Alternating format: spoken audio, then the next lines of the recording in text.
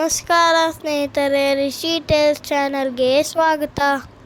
ಇವತ್ತು ಗಲಿವರ್ ಮತ್ತು ಲಿಲಿಪುಟ್ನ ಕತೆ ಕೇಳೋಣ. ಗಲಿವರ್ ಎಂಬುವವನು ಸಾಹಸಿ ನಾವಿಕನಾಗಿದ್ದನು. ಒಮ್ಮೆ ಅವನು ಹಡಗಿನಲ್ಲಿ ಪ್ರಯಾಣಿಸುತ್ತಿದ್ದಾಗ ಸಮುದ್ರದಲ್ಲಿ ಭೀಕರ ಚಂಡಮಾರುತ ಉಂಟಾಯಿತು. ಅವನ ಹಡಗು ಹೊಂಡಗೆ ಡಿಕ್ಕಿ ಹೊಡೆದು ಚೂರಾಯಿತು. ಗಲಿವರ್ ಹೇಗೋ ಈಜುತ್ತಾ ಒಂದು ದ್ವೀಪದ ಸೇರಿ ತಾಗಿ ಅಲ್ಲಿಯೇ ನಿದ್ರಿಸಿದನು. ಗಲಿವರ್ ಎಚ್ಚರಗೊಂಡಾಗ ಅವನಿಗೆ ಆಶ್ಚರ್ಯವಾಯಿತು. ಅವನ ಕೈಕಾಲುಗಳನ್ನ 6 ಸಣ್ಣ ದಾರಗಳಿಂದ ನೆಲಕ್ಕೆ ಕಟ್ಟಲಾಗಿತ್ತು. ಅವನ ಸುತ್ತಲೂ ಕೇವಲ ಪುಟ್ಟ ಮನುಷ್ಯರಿದ್ದರು. ಅವರೇ ಲಿಲಿಪುಟ್ಗರು.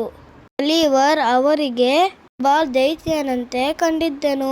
ಮೊದಲು ಲಿಲಿಪುಟ್ಗರು ಹೆದರಿ ಗಲಿವರ್ ಮೇಲೆ ತನ್ನ ಬಾಣಗಳನ್ನು ಬಿಟ್ಟರು. ಆದರೆ ಗಲಿವರ್ ಶಾಂತನಾಗಿದ್ದನು. ತನಗೆ ಹಸಿವಾಗಿದೆ ಎಂದು ಸನ್ನೆ ಮಾಡಿದನು. ಲಿಲಿಪುಟ್ಗಳು ಅವನಿಗೆ 6 ಪುಟ್ಟ ರೊಟ್ಟಿಗಳನ್ನು ಮತ್ತು ಸಣ್ಣ ಬ್ಯಾರೆಲ್ಗಳಲ್ಲಿ ನೀರು ತಂದುಕೊಟ್ಟರು.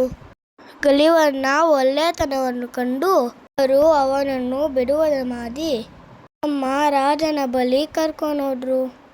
ಅಲ್ಲಿ ಲಿಲಿಪುಟ್ ದೇಶಕ್ಕೂ ಪಕ್ಕದ ದೇಶಕ್ಕೂ ಯುದ್ಧ ನಡೀತಿತ್ತು. ಪಕ್ಕದ ದೇಶದ ಸೈನಿಕರು ದೊಡ್ಡ ಹಡಗುಗಳಲ್ಲಿ ಲಿಲಿಪುಟ್ ಮೇಲೆ ದಾಳಿ ಮಾಡಲು ಬಂದ್ರು. ಆಗ ಗಲಿವರ್ ಸಮುದ್ರಕ್ಕೆ ಇಳಿದು ಅವರ ಎಲ್ಲ ಹಡಗುಗಳನ್ನು ಒಂದು ದಾರದಲ್ಲಿ ಕಟ್ಟಿ ಎಳೆದುಕೊಂಡು ಬಂದನು.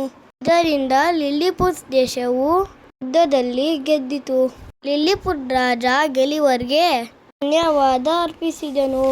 ಕೆಲವು ದಿನಗಳ ನಂತರ ಗಲಿವರ್ಗೆ ತನ್ನ ಮನೆಗೆ ಹೋಗಬೇಕೆಂಬ ಆಸೆ ಆಯಿತು.